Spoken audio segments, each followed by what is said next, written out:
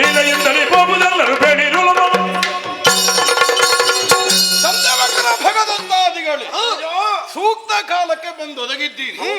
ಇಂದ್ರಪ್ರಸ್ಥದಲ್ಲಿ ಪಾಂಡವರು ಕೈಗೊಂಡ ರಾಜಸೂಯದ ಅವಭೃತದ ಸಮಯ ಸನ್ನಿಹಿತವಾಗಿದೆ ಅನ್ನುವುದು ನಮ್ಮ ಅವಗಾಹನೆಗೆ ಬಂದ ಮೇಲೆ ಇಲ್ಲೇ ಉಳಿಯುವುದು ತರವೋ?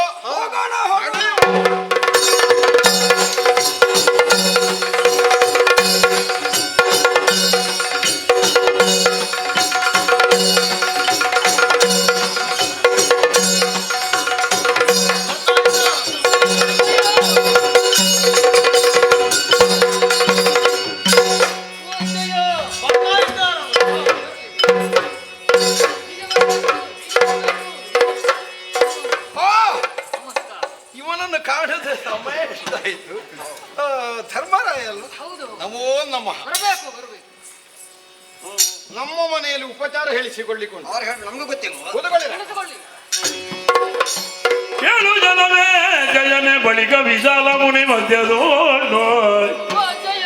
ನಿಮ್ಮ ಸುಮಾಲ ಭೀಷ್ಮಂಗೆಂದ ಗಂಭೀರನಾದಗಳು ಬಾಳನೇತ್ರನ ಪರಿಯನಿಪ ಭೂಪಾಲರಿದ ಅಗ್ರಪೂಜನ ಬೇಳಿ ಅಗ್ರಪೂಜನ ಬೇಳಿ ಅಗ್ರಪೂಜನ ಬೇಳಿ ಮಹಾಮಹಿಮಾನ್ವಿತರಲ್ಲಂತ ಸೇರಿದಂತಹ ಸಭೆ ಅಕಾಲದಲ್ಲಿ ಗತಿಸಿ ಹೋದಂತಹ ನಮ್ಮಯ್ಯ ಪಾಂಡು ಚಕ್ರವರ್ತಿಗಳಿಗೆ ಸ್ವರ್ಗದಲ್ಲಿ ಸ್ಥಾನಮಾನ ಇಲ್ಲ ಎನ್ನುವ ಕಾರಣಕ್ಕಾಗಿ ನಾರದರ ಅನುಮಾನದಂತೆ ರಾಜಸೂಯ ದೂರವನ್ನು ಕೈಗೊಂಡಿದ್ದೇವೆ. ಆದರೆ ಇಂದು ಸಮಾಪ್ತಿ ಕಾಲ. ಈ ಕಾಲದಲ್ಲಿ ಯಾಗ ಸಂಪನ್ನವಾಗಬೇಕು ಅಂತಾದರೆ ಮೊದಲಾಗಿ ಅಗ್ರ ಪೂಜೆಗೆ ಒಬ್ಬರು ಅಧಿಕಾರಿಯನ್ನು ನೇಮಿಸಿ ಅವನಿಗೆ ಪೂಜೆಯನ್ನು ಮಾಡಬೇಕಾಗಿದೆ. ಆದರೆ ಈ ತುಂಬಿದ ಸಭೆಯಲ್ಲಿ ಅಂಥ ಒಬ್ಬ ವ್ಯಕ್ತಿತ್ವವನ್ನು ಹೊಂದಿದವ ಯಾರು ಅಂತ ನನಗೆ ತಿಳಿಯುವುದಿಲ್ಲ ಅಜ್ಜಯ್ಯ.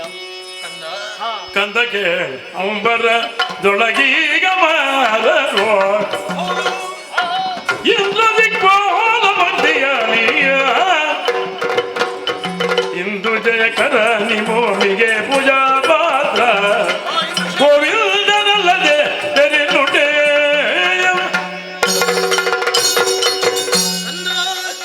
ಇಂದಿಗೆ ನೀನಾಡಿದಂತಹ ಪ್ರಶ್ನೆ ಧರ್ಮ ಸೂಕ್ಷ್ಮವೂ ವೇದ ಸೂಕ್ಷ್ಮವೂ ಆದಂತದ್ದು. ಇದನ್ನು ಉತ್ತರಿಸುವಂತಹ ಕಾಲಕ್ಕೆ ನಾನಷ್ಟು ಎಚ್ಚರಿಕೆಯಿಂದ ಉತ್ತರಿಸಬೇಕಾಗುತ್ತದೆ. 33 ಕೋಟಿ ದೇವತೆಗಳಿರುವಂತಹ ಸಭೆಗೆ ಇಂದ್ರನೇ ಅಧ್ಯಕ್ಷ, ಅಷ್ಟದಿಕ್ಪಾಲಕರಿರುವಂತಹ ಸಭೆಗೆ ಈಶನೇ ಅಧ್ಯಕ್ಷ. ಹಾಗೆಂದು ಈ ಹೊತ್ತಿಗೆ ಆ ಪೀಠವನ್ನು ಅಲಂಕರಿಸುವವರು ಯಾರಿದ್ದಾರೆ ಎನ್ನುವ ಹಾಗೆ ಯೋಚಿಸುವಾಗ ನಮ್ಮಲ್ಲಿ ಶ್ರೀಕೃಷ್ಣನಲ್ಲದೆ ಬೇರಾರಿಗೂ ಆ ಯೋಗ್ಯತೆ ಇಲ್ಲ. ಹಾಗಾಗಿ ಅವನನ್ನೇ ಬರಮಾಡಿಕೊಂಡು ಅವನಿಗೆ ಅಗ್ರ ಪೂಜೆಯನ್ನು ದೇವ ನವರತ್ನಮಯ ಸಿಂಹಾಸನವ ಭೂಮಿ ಪದ ಮಧ್ಯದಲ್ಲಿ ತಂದಿರಿದು ವಿನಯ ಕೈಗೊಟ್ಟು ಪೀತಾಂಬರನ ದಿವ್ಯಾದನಗೆ ಕೊಂಡೊಯ್ದು ಕೊಳ್ಳಿರೀತಿ ಭಕ್ತಿಯಲ್ಲಿ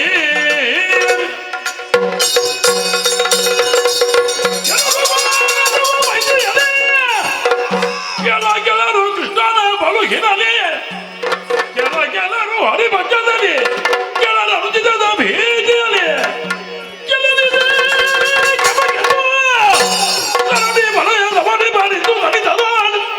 ಕಳಜಿರೋ ಬಣಿ ಮಸಗಿದ ರುಚಿಜು ಬಾಲ ಅಡಿಗಡಿಗೆ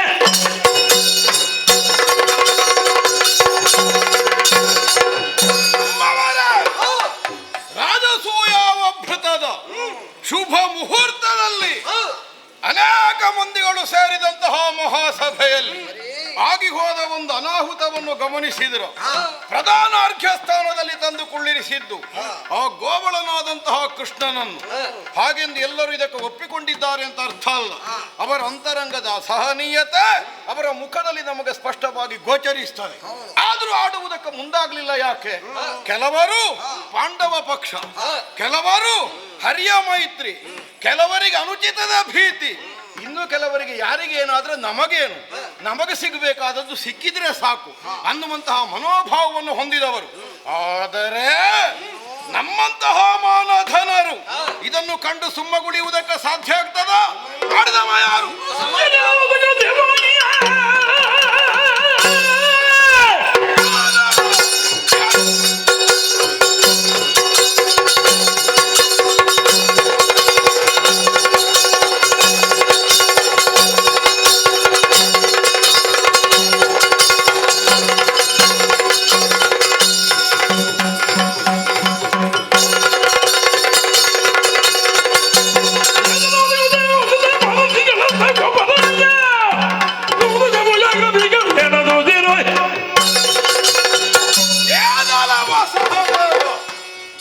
ಸಭೆಯ ಮಾನಾಧಿಪಾಲಕರುಗಳೆಲ್ಲ ಸೇರಿದ ಈ ಬೃಹತ್ ಸಭೆಯಲ್ಲಿ ಎಲ್ಲರ ಸಮ್ಮುಖದಲ್ಲಿ ಈ ಯಾದವನಿಗೆ ಗೋಪರ ಸೋನುವಿಗೆ ಪ್ರಧಾನಾರ್ಘ್ಯವನ್ನು ಒದಗಿಸಿದೆಯಲ್ಲ, ಹೇಗೆ ಗೊತ್ತಿಲ್ಲ ನಿನಗೆ? ನಿಮ್ಮ ಯಾಕೆಗೆ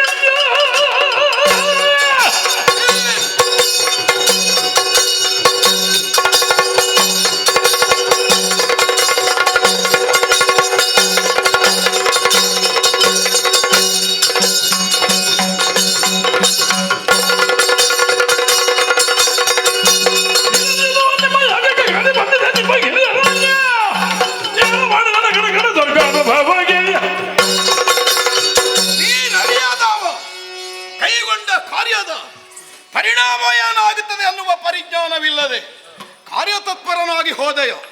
ಅಯ್ಯನ ಸದ್ಗತಿಯ ಕಾರಣವನ್ನು ಮುಂದೊಡ್ಡಿ ಕೈಗೊಂಡ ರಾಜಸೂಯದ ಪೂರ್ಣಾಹುತಿಯ ಶುಭಾವಸರದಲ್ಲಿ ಅಲ್ಲದೆ ಇದ್ದದ್ದೊಂದನ್ನು ಆಚರಿಸಿ ಈ ತನಕ ಪಟ್ಟ ಪರಿಶ್ರಮವೆಲ್ಲ ನೀರ ಮೇಲಿನ ಹೋಮದಂತೆ ನಿರರ್ಥಕವಾಗುವ ಹಾಗೆ ಮಾಡಿಬಿಟ್ಟೆಯಲ್ಲ ನೀನು. ಗೊತ್ತಿಲ್ಲದೆ ಇರುವುದು ದೊಡ್ಡದಲ್ವೋ? ನಮ್ಮ ಹಾಗಿದ್ದ ಗೊತ್ತಿದ್ದವರಿರುವ ಸಭೆ ಅಲ್ವೋ? ಒಂದು ಮಾತು ಕೇಳಿದ್ರೆ ನಾವು ಉತ್ತರ ಕೊಡೋದಿಲ್ವೋ? ಯಾರಲ್ಲಿ ಕೇಳಿದಿ?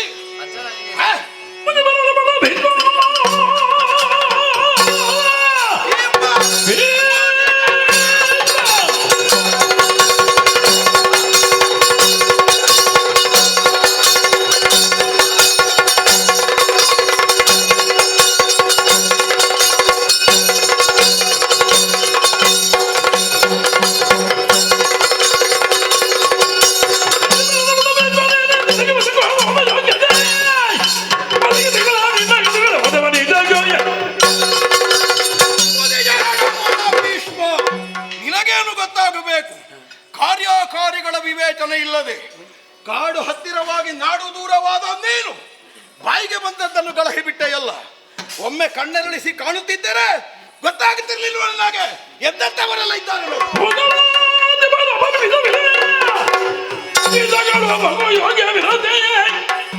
ವಿಖ್ಯಾತ ವೇದ ವ್ಯಾದ ಗುರು ಕೃಪನ ನೀನು ನುಡಿದು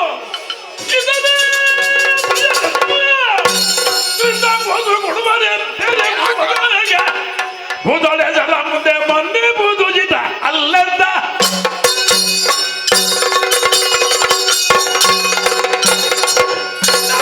ನೋಡು, ಭೂತಳಾಧಿಪರು ಅಪರಿಮಿತವಾದ ಸಂಖ್ಯೆಯಲ್ಲಿ ಸೇರಿದ ಸಭೆ.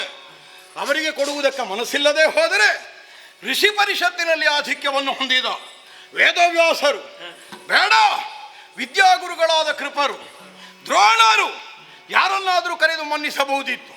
ಬೇಡ, ನೀನೇ ಹೋಗಿ ಕುಳಿತುಕೊಂಡು ನಿನ್ನ ಮರಗಟ್ಟಿದ ಕಾಲು ಮುಂದೆ ನೀಡಿ ಹಾಕಿ ನೀರು ಅಂತ ಹೇಳಬಹುದಿತ್ತು. ನಾವದನ್ನಾದರೂ ಒಪ್ಪುತ್ತಿದ್ದೆವು.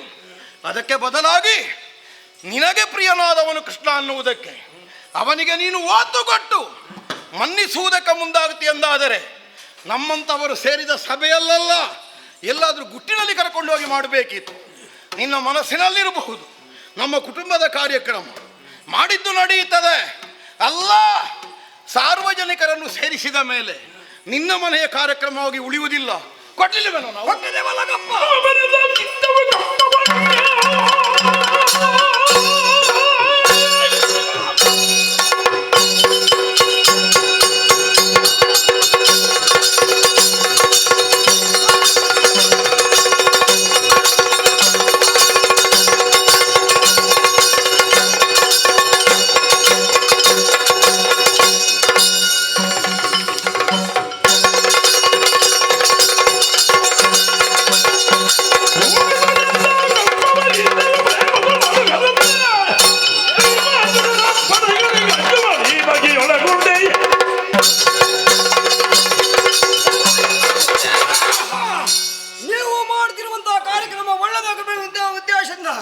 ನಮ್ಮ ಸಮ್ಮತಿಕರಣಂತ ಉದ್ದೇಶದಿಂದ ಆವತ್ತು ನಾವು ಹೊರಹೊರೆಯಾಗಿ ಕಪ್ಪ ಕಾಣಿಕೆಯನ್ನು ಹೋಗ್ರಿಂದ ನಾವು ಕೊಟ್ಟು ನೀವು ಭಾವಿಸಿದ್ದೇನು ಭೀಮ ಅಥವಾ ಅರ್ಜುನ ಇವರಿಗೆ ಹೆದರಿಕೆಯಿಂದ ಕಪ್ಪ ಕಾಣಿಕೆಯನ್ನು ಕೊಟ್ಟಿದ್ದೇವೆ ಅಂತ ಭಾವಿಸಿಕೊಂಡಿದ್ದೇನೆ.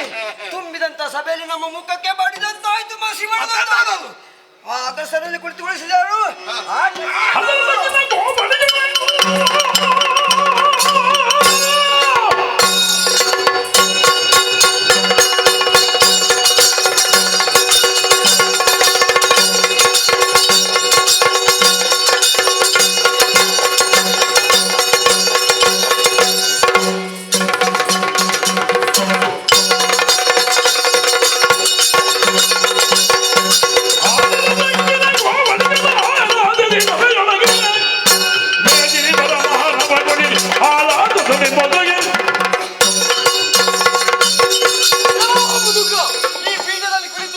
ಮಾಡುವಂತಹ ಮುಂಚೆ ಈತನ ಯೋಗ್ಯತೆ ಏನು, ಹಣಬರ ಏನು ತಿಳಿದುಕೊಳ್ಳಬೇಕಿತ್ತು. ಬೇಡ್ವಾ? ನೀವು ತಿಳಿದಿದ್ದೀರಾ? ಎಲ್ಲಿಂದ? ಖಂಡಿತವಾಗಿಯೂ ತಿಳಿದಿಲ್ಲ. ಸಾಧ್ಯವೇ ಇಲ್ಲ. ಈತನ ಹಣಬರವನ್ನು ನಾನು ತಿಳಿದಿದ್ದೇನೆ.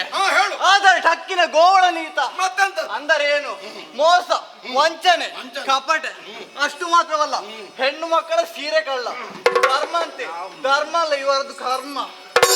ಇವನ ಹತ್ರ ಮುದುಕನ ಹತ್ರ ಮಾತನಾಡಿ ಪ್ರಯೋಜನ ಇಲ್ಲ. ಅವನ ಅವಧಿ ದಾಟಿ ಕೆಲವು ಸಮಯ ಆಗಿ ಮಾತಾಡ್ಬೇಕಾದ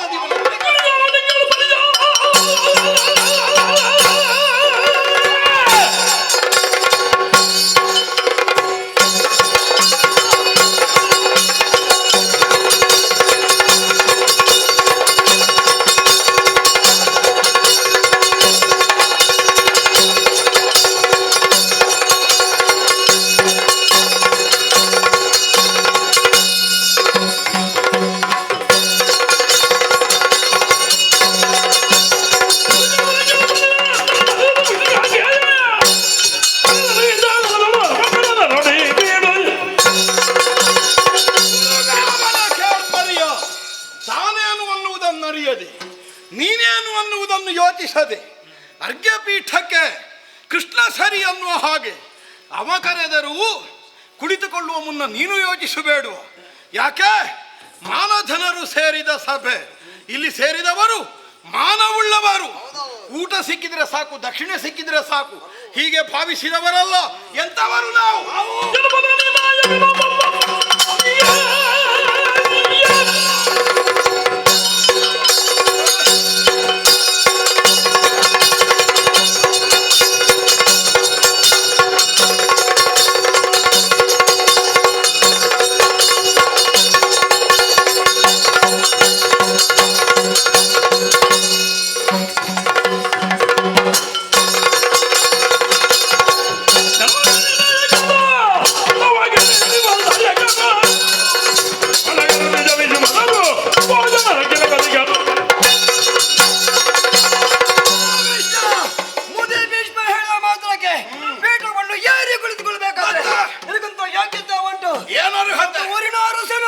ಅಥವಾ ಒಂದು ಮಣಗ ಯಜಮಾನ 10 ಜನ ಸೇರಿದಂತ ಒಂದು ಸಭೆಗೆ ಒಬ್ಬ ನೀನು ಗುರಿಕಾರ, ಒಂದು ಪಂಗಡದ ನಾಯಕ. ಯಾವುದಲ್ಲ. ಹಾಗಾದ್ರೆ ಒಂದು ಒಳ್ಳೆಯ ಕೆಲಸವನ್ನು ಮಾಡುವುದಕ್ಕೆ ಸಹಾಯವನ್ನು ಮಾಡ್ತೇವೆ. ಕೆಟ್ಟ ಕೆಲಸ ನಡೀತಂದ್ರೆ ಪ್ರತಿಭಟಿಸ್ತೇವೆ. ನಾವು ಪಂಥಾಭಿಮಾನಿಗಳು.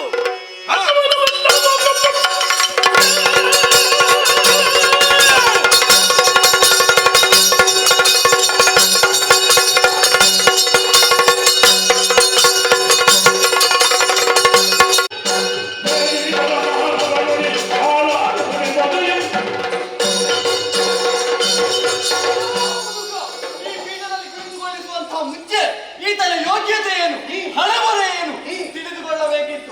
ನೀವು ತಿಳಿದಿದ್ದೀರಾ? ಖಂಡಿತವಾಗಿಯೂ ತಿಳಿದಿಲ್ಲ. ಈತನ ಹಣಬರವನ್ನು ನಾನು ತಿಳಿದಿದ್ದೇನೆ. ಆದರೆ ಠಕ್ಕಿನ ಗೋವಳನೀತ ಅಂದರೆ ಏನು? ಮೋಸ, ವಂಚನೆ, ಕಪಟ. ಅಷ್ಟು ಮಾತ್ರವಲ್ಲ, ಹೆಣ್ಣು ಮಕ್ಕಳ ಸೀರೆ ಕಳ್ಳ. ಧರ್ಮ ಅಂತೆ, ಧರ್ಮ ಅಲ್ಲ ಇವರದ್ದು ಕರ್ಮ. ಇವನ ಹತ್ರ ಮುದುಕನ ಹತ್ರ ಮಾತನಾಡಿ ಪ್ರಯೋಜನ ಇಲ್ಲ.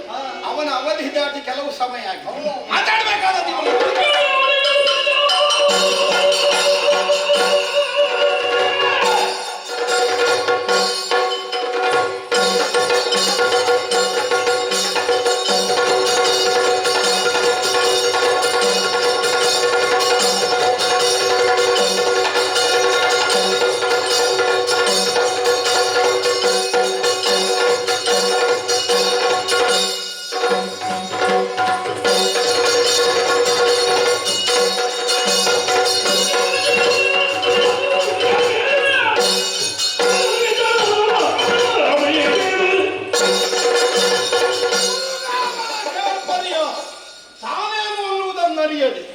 ನೀನೇನು ಅನ್ನುವುದನ್ನು ಯೋಚಿಸದೆ ಅರ್ಘ್ಯಪೀಠಕ್ಕೆ ಕೃಷ್ಣ ಸರಿ ಅನ್ನುವ ಹಾಗೆ ಅವ ಕರೆದರೂ ಕುಳಿತುಕೊಳ್ಳುವ ಮುನ್ನ ನೀನು ಯೋಚಿಸಬೇಡ.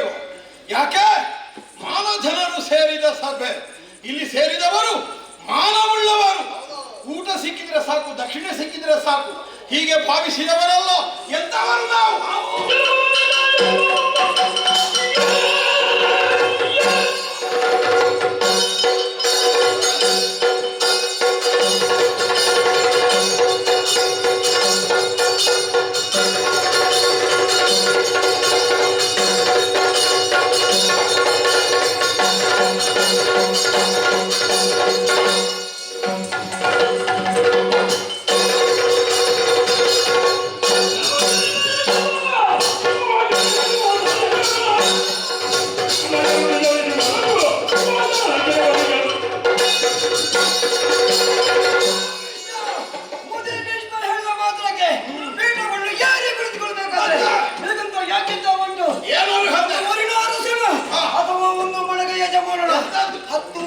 ಸೇರಿದಂತ ಒಂದು ಸಭೆಗೆ ಒಬ್ಬ ನೀನು ಗುರಿಕಾರ ಒಂದು ಪಂಗಡದ ನಾಯಕ.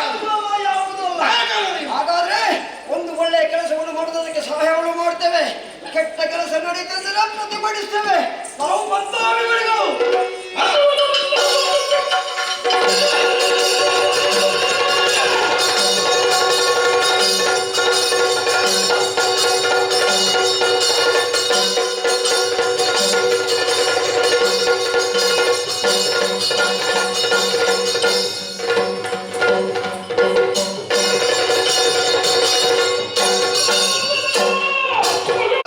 ಆದರೆ ನಾವು ಹಾಗ ಪಂಚಾಭಿಮಾನಿಗಳಿದ್ದೇವೆ, ಜೀವಕ್ಕೆ ಜೀವ ಬೇಕಾದ್ದು ಕೊಡ್ತೇವೆ. ಮಾತಾಡೋದಿಲ್ಲ ಅವ. ಇದು ಮಾತಿನಲ್ಲಿ ಮುಗಿಯೋ ಪ್ರಕರಣ ಅಲ್ಲ. ಹಾಳು ಮಾಡಿ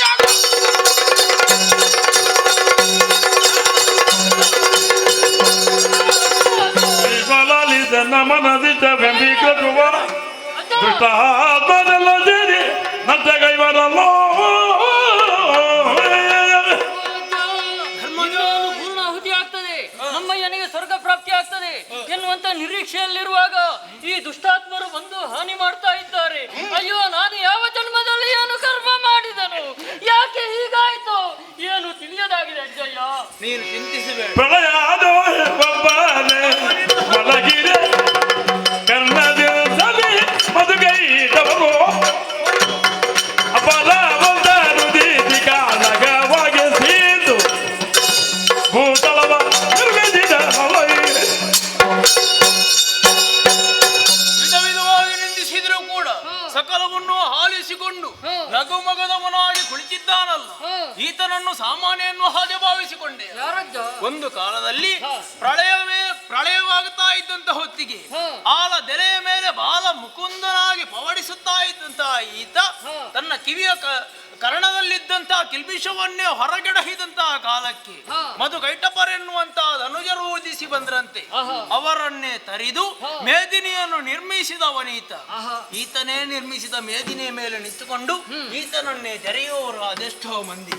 ಧರೆಯನ್ನು ಉದ್ಧರಿಸುವುದಕ್ಕೆ ಬೇಕಾಗಿ 10 ಹಲವು ಅವತಾರಗಳನ್ನು ಎತ್ತಿದವನೀತ. ಎಷ್ಟೆಲ್ಲ ಅವತಾರಗಳನ್ನು ಎತ್ತಿದ್ದಾನೆ. ವೇದವನ್ನು ಉದ್ಧರಿಸುವುದಕ್ಕೆ ಬೇಕಾಗಿ ಮತ್ಸ್ಯಾವತಾರಿಯಾದ, ಭೂಮಿಯನ್ನು ಆಧರಿಸುವುದಕ್ಕೆ ಬೇಕಾಗಿ ಕೂರ್ಮಾವತಾರಿಯಾದ, ಭೂಮಿಯನ್ನು ಉದ್ಧರಿಸುವುದಕ್ಕೆ ಬೇಕಾಗಿ ವರಾಹನಾದ, ಭಕ್ತನನ್ನು ಉದ್ಧರಿಸುವುದಕ್ಕೆ ಬೇಕಾಗಿ ನಾರಸಿಂಹನಾದ. ಅಷ್ಟೇ ಅಲ್ಲ,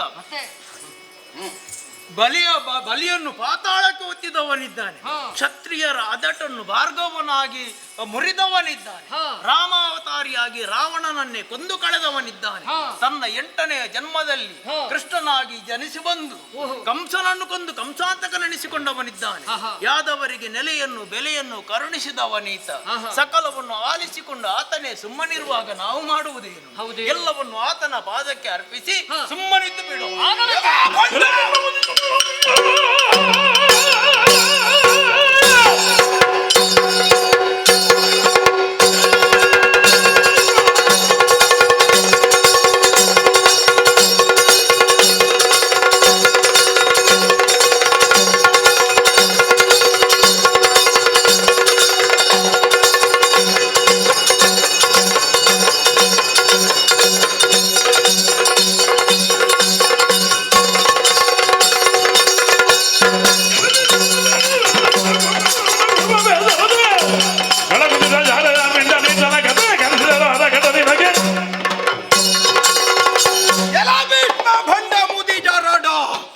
ಹೇಳಲಿಕ್ಕೆ ನಮಗೆ ಸಭೆಯಲ್ಲಿ ಮರ್ಯಾದೆ ಅಡ್ಡಾಗುತ್ತದೆ. ಜಾರೆಯರು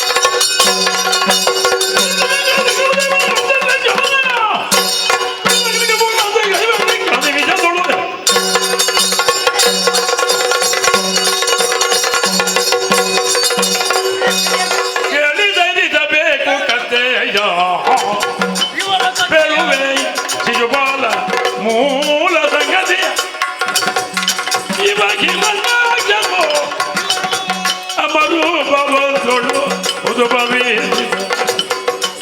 ರಾವಣ ನೆರೆಸಿತು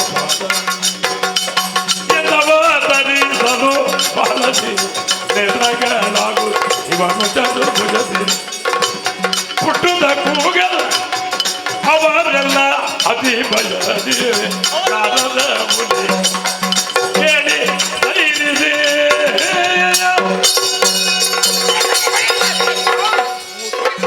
ಅವಸರ ಮಾಡಬೇಡ. ಮಂಗಳಕ್ಕೆ ಹೊತ್ತಾಗ್ಲಿಲ್ಲ. ಮಂಗಳ ಮಾಡುವವನೇ ಅಲ್ಲಿ ಕುಳಿತಿದ್ದಾನೆ. ಕೊನೆಯ ಲಕಾರ ತೆಗಿಬೇಕಮ್ಮ ಬರುವಾಗ. ಇಲ್ಲಿಯವರೆಗೆ ನಾನು ಆಡಿದ್ದು ಅವನ ಕಥೆಯನ್ನು. ಈಗ ನಾನು ಹೇಳ ಹೊರಟಿರುವುದು ಇವರ ಕಥೆ. ಅವರ ಕಥೆ ಹೌದು. ಯಾವುದು? ಇವರು ಈ ಹಿಂದೆ ವೈಕುಂಠದಲ್ಲಿ ದ್ವಾರಪಾಲಕರಾಗಿದ್ದವರು. ಜಯ ವಿಜಯರನ್ನುವಂತ ಹೆಸರಿನಲ್ಲಿ ದ್ವಾರವನ್ನು ಪಾಲಿಸುತ್ತಾ ಇದ್ದಂತಹ ಇವರು ಸನಕ ಸನಂದಾದಿಗಳು ಬರುವಂತಹ ಹೊತ್ತಿಗೆ ಎಲ್ಲ ಮೀರಿ ವರ್ತಿಸಿದ ಕಾರಣಕ್ಕಾಗಿ ಅವರೇ ಶಾಪವನ್ನು ಕೊಟ್ಟವರು. ನೀವು ಇಲ್ಲಿರುವುದಕ್ಕೆ ಯೋಗ್ಯರಲ್ಲ, ಪತನವನ್ನು ಹೊಂದಿರಿ ಎನ್ನುವ ಹಾಗೆ. ಆ ಹೊತ್ತಿಗೆ ಶ್ರೀಹರಿಯೇ ಬಂದು ಭಿನ್ನವಿಸಿಕೊಂಡಂತಹ ಕಾಲಕ್ಕೆ ಸನಕ ಸನಂದಾದಿಗಳು ಆಡಿದಂತಹ ಮಾತು ಏನು, ಕೊಟ್ಟಂತಹ ಶಾಪದ ಪರಿಣಾಮವಾಗಿ ಅವರು ಜನ್ಮ ತಾಳಲೇಬೇಕು. ಆದ್ರೆ ಹೇಗೆ? ಒಂದು ಕೆಟ್ಟವರಾಗಿ 3 ಜನ್ಮವನ್ನು ಕಳೆದು ಬರಬಹುದು, ಅಥವಾ ಒಳ್ಳೆಯವರಾಗಿ ಹರಿಭಕ್ತರಾಗಿ 7 ಜನ್ಮವನ್ನು ಕಳೆದು ಬರಬಹುದು ಎನ್ನುವ ಹಾಗೆ ಇವರ ಆಯ್ಕೆ. ಅತಿ ಶೀಘ್ರದಲ್ಲಿ ಹರಿಯನ್ನೇ ಕೊಡಬೇಕೆನ್ನುವಂತಹ ಕಾರಣದಿಂದ ಕೆಟ್ಟವರಾಗಿ ಆದರೂ ಪರವಾಗಿಲ್ಲ 3 ಜನ್ಮ ಸಾಕು ಎನ್ನುವ ಹಾಗೆ ಆಡಿದವರವರು. ಆ ಪ್ರಕಾರವಾಗಿ ಮೊದಲನೇದಾಗಿ ಹಿರಣ್ಯಕಶಿಪುವಾಗಿ ಜನ್ಮ ತಾಳಿದವರು. ಹಿರಣ್ಯಾಕ್ಷರನ್ನು ವರಾಹನಾಗಿಯೂ ಹಿರಣ್ಯಕಶಿಪುವನ್ನು ನಾರಸಿಂಹನಾಗಿಯೂ ಕೊಂದು ಕಳೆದವನಿದ್ದಾನೆ. ಆ ನಂತರದಲ್ಲಿ ರಾವಣ ಕುಂಭಕರ್ಣರಾಗಿ ಜನಿಸಿ ಬಂದರು. ರಾಮಾವತಾರಿಯಾಗಿ ಅವರನ್ನು ತರಿದವನಿದ್ದಾನೆ. ಈ ಜನ್ಮದಲ್ಲಿ ಶಿಶುಪಾಲ ದಂತವಕ್ರರಾಗಿ ಹುಟ್ಟಿ ಬಂದವರಿದ್ದಾರೆ. ಇವರದ್ದು ಇಷ್ಟು ಕಥೆ ಆದ. ಮತ್ತೆ ಇವನ ಕಥೆ ಬೇರೆಯೇ ಉಂಟು. ಇವ ಹುಟ್ಟುವಾಗ ಹೀಗಿರ್ಲಿಲ್ಲ, ಮತ್ತೆ ಎಲ್ಲರಾಗಿ ಇಷ್ಟೇ ಉದ್ದ ಇದ್ದದಂತೆ. ಹುಟ್ಟುವಾಗ ವಿರೂಪಿಯಾಗಿದ್ದ. 3 ಕಣ್ಣುಗಳು 4 ಕೈಗಳಿದ್ದವು. ಆ ಹೊತ್ತಿಗೆ ಹೆತ್ತ ತಾಯಿಗೆ ದುಃಖ ಬಂತು. ಇಂತಹ ಮಗುವನ್ನು ಹೇಗೆ ಪಾಲಿಸಲಿ ಎನ್ನುವ ಹಾಗೆ ನಾರದರು ಬಂದಂತ ಹೊತ್ತಿಗೆ ಭಕ್ತಿಯಿಂದ ಬೇಡಿಕೊಂಡಲಂತೆ, ನಾನು ಹೇಗೆ ಪಾಲಿಸಲಿ, ಇದಕ್ಕೆ ಪರಿಹಾರ ಏನು ಎನ್ನುವ ಹಾಗೆ. ಆ ಹೊತ್ತಿಗೆ ನಾರದರಾಡಿದಂತಹ ಮಾತು, ನಿನ್ನ ಬಳಿಗೆ ಬರುವ ಪ್ರತಿಯೊಬ್ಬರ ಕೈಗೆ ಈ ಮಗುವನ್ನು ಕೊಡು. ಯಾರ ಕೈಗೆ ಕೊಟ್ಟಂತಹ ಹೊತ್ತಿನಲ್ಲಿ ಆ ವಿರೂಪ ದೂರವಾಗುತ್ತದೋ ಅವನಿಂದಲೇ ಈ ಮಗುವಿಗೆ ಮರಣ ಎನ್ನುವ ಹಾಗೆ. ಶ್ರೀಕೃಷ್ಣ ಬಂದಂತ ಹೊತ್ತಿಗೆ ಮಗುವನ್ನು ಕೈಗೆತ್ತಲು ವಿರೂಪ ದೂರ ಆಯಿತು. ಆದ್ರೆ ದುಃಖ ಬಾಧಿಸಿತು. ಯಾಕೆ? ಆತನಿಂದಲೇ ಮರಣ ಎನ್ನುವುದು ಸಿದ್ಧವಾಯಿತಲ್ಲ. ಆ ಹೊತ್ತಿಗೆ ಕೃಷ್ಣನನ್ನೇ ಭಕ್ತಿಯಿಂದ ಪ್ರಾರ್ಥಿಸಿ, ಸುಳ್ಳುಗ ತಮಕೊಳ್ಳುವುದಾದ್ರೆ ನಾನು ಯಾವಾಗ ಸತ್ತು ದಿನ 16 ಕಳೆಯಿತು. ಆ ಹೊತ್ತಿಗೆ ಕೃಷ್ಣನಾಡಿದಂತಹ ಮಾತು, ನಿನ್ನ ಮಗುವಿನ ಶತಾಪರಾಧವನ್ನು ಮನ್ನಿಸುತ್ತೇನೆ ಎನ್ನುವ ಹಾಗೆ. ಅವ ಅಲ್ಲಿ ಕುಳಿತುಕೊಂಡು ಲೆಕ್ಕ ಮಾಡ್ತಾ ಏನು ಲೆಕ್ಕ ಮಾಡ್ತಾ ಇರೋದು, ಇವರದ್ದು ಯಾವಾಗ ಪೂರ್ತಿ ಆಗುತ್ತದೆ ಎನ್ನುವ ಹಾಗೆ. ಹಾಗಾಗಿ ಈ ಹೊತ್ತಿಗೆ ನೀನು ಯೋಚಿಸಬೇಕಾದ್ದೇನು, ಆರಿವನ ಮರಣಕ್ಕೆ ನೀನು ಮುರಾರಿ ದೇವರು ಮತ್ತೆ ನಾವೇ ಮತ್ತೆ ಆಗ ಭೂತ ಇದ್ದದ ಅಲ್ಲಿ. ಹಾಗಾಗಿ ಅವನ ಪಾದಕ್ಕೆ ಅರ್ಪಿಸಿ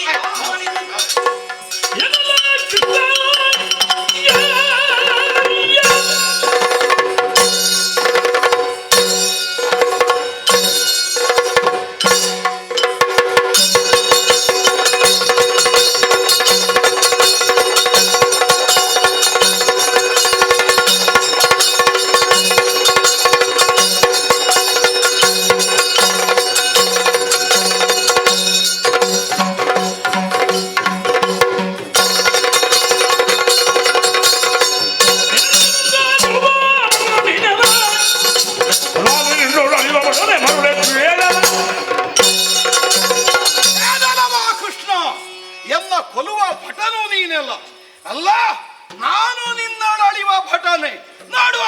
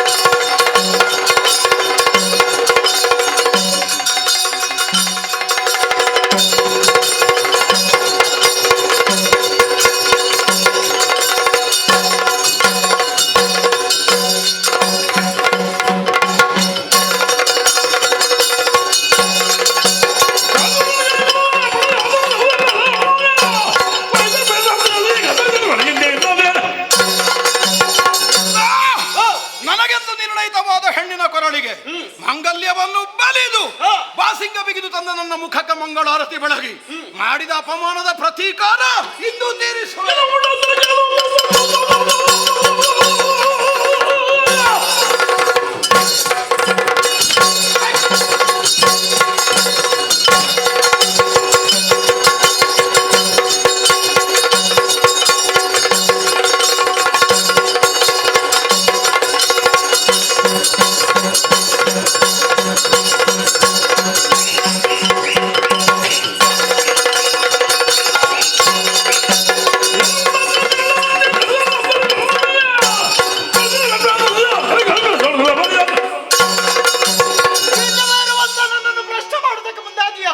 ಅಧಿಕಾರ ಕೊಟ್ಟವರು ಯಾರು?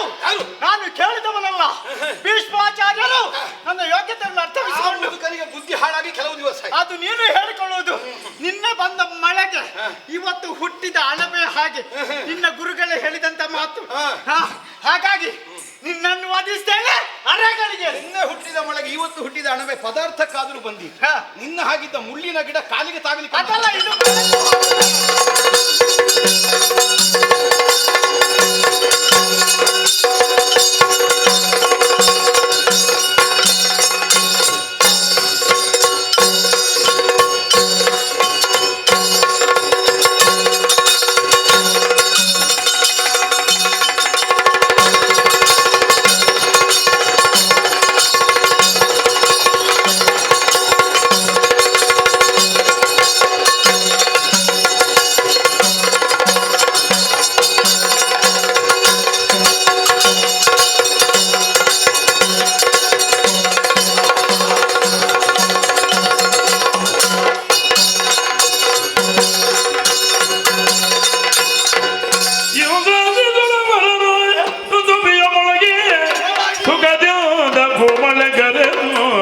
ಒಂದಾಗಿ ನಲಿದು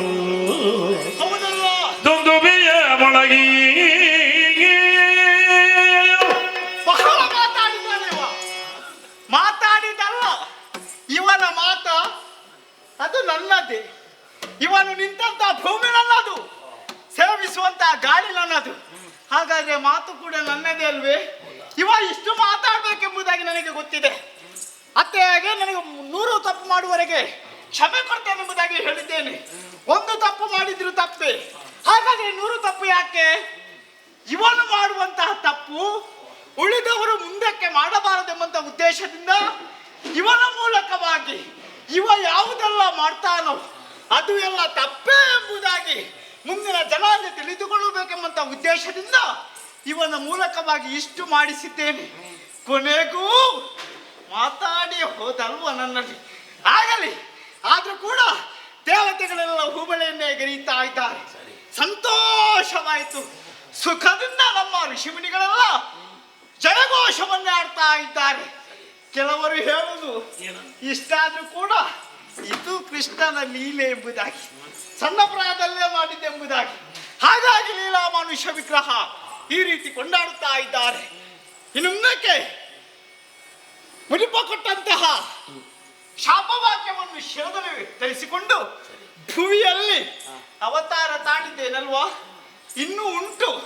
ಹಾಗಾಗಿ ಇನ್ನು ಮುಂದಕ್ಕೆ ಇದರಲ್ಲಿ ಅಡಕವಾಗಿರುವಂತಹ ತತ್ವ ಏನು ಉಂಟು ಅದೇ ನಿಮಗೆಲ್ಲರಿಗೂ ಪ್ರಸಾದವಾಗಿ ಆಗ್ಬೇಕೆಂಬುದಾಗಿ ನಾವು ನಂಬಿದಂತಹ ಕಟೀಲು ದುರ್ಗಾ ಪರಮೇಶ್ವರಲ್ಲಿ ಬೇಡಿಕೊಳ್ಳುತ್ತಾ ಈ ಪುಣ್ಯ ಕಥೆಗೆ ಯಾರು ಕೇಳ್ತಾರೋ ಕೇಳಿಸ್ತಾರೋ ಕೇಳೋದಕ್ಕೆ ಅನುಕೂಲ ಮಾಡಿಕೊಡ್ತಾರೋ ಅಂತವರಿಗೆ ಆಯುಷ್ಯ ಆರೋಗ್ಯ ಭಾಗ್ಯವನ್ನು ಕೊಟ್ಟು ದೇವರು ಕಾಪಾಡಬೇಕೆಂಬುದಾಗಿ ನಾವೆಲ್ಲರೂ ಬೇಡಿಕೊಳ್ಳುತ್ತಾ ಕಥೆಗೆ ಮಂಗಳಗೀತೆಯನ್ನು ಹೊರತಾ ಇದ್ದೇನೆ. ಭದ್ರಂ ಶುಭಂ ಮಂಗಳಂ. ಶ್ರೀ ಜಗದಿ ಜನೇಂದ್ರನು ಯೋಜದಿ ನಡೆದರುತ್ತವನು ಮೊದಲದನೆಂದು ಮೊದಲಾಗದೆಯಿಂದ ಹೆಸೆಯ ಮೌದೆಗೆ ಪಡೆಯಿಲ್ಲದರು ಜಗದಿ ಬೆಳ್ಳಾಗಿ ಶೋಭಾ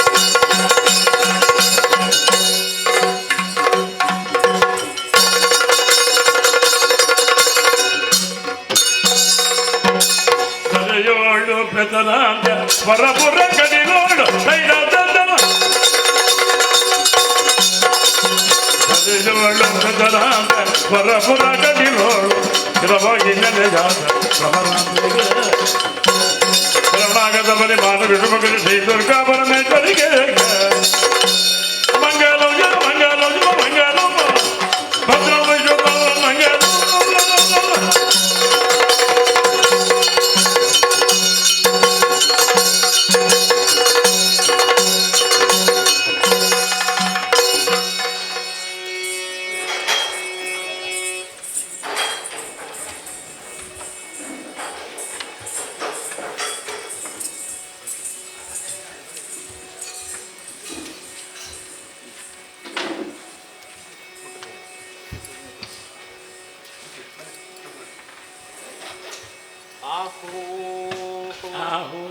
ಇಂದಿನ ಸೇವಾಕರ್ತರಾದಂತಹ ಮಹಾರಾಜಗಳಾದಂತಹ ಯಕ್ಷ ಬಳಗ ಕದ್ರಿ ಇವರು ಯಕ್ಷ ಬಳಗ ಕದ್ರಿ ಶಾಭಾ ಮತ್ತು ಯಕ್ಷ ಬಳಗ ಕದ್ರಿ ಫಲ ಅತಿಗಾರ ಕುಶಾಲಗಾರ ಮೂಲಿಗಾರು ಶಾಭಾ ತಮ್ಮ ಕೀರ್ತಿಯನ್ನು ಮೂಲಕಲಿಕೊಂಡು ನಡೆದುಕೊಟ್ಟಂತಹ ಕಾಂಚನ ಮೇಲೆ ಕೃಷ್ಣಾರ್ಪಣ ದಕ್ಕಿತ್ತು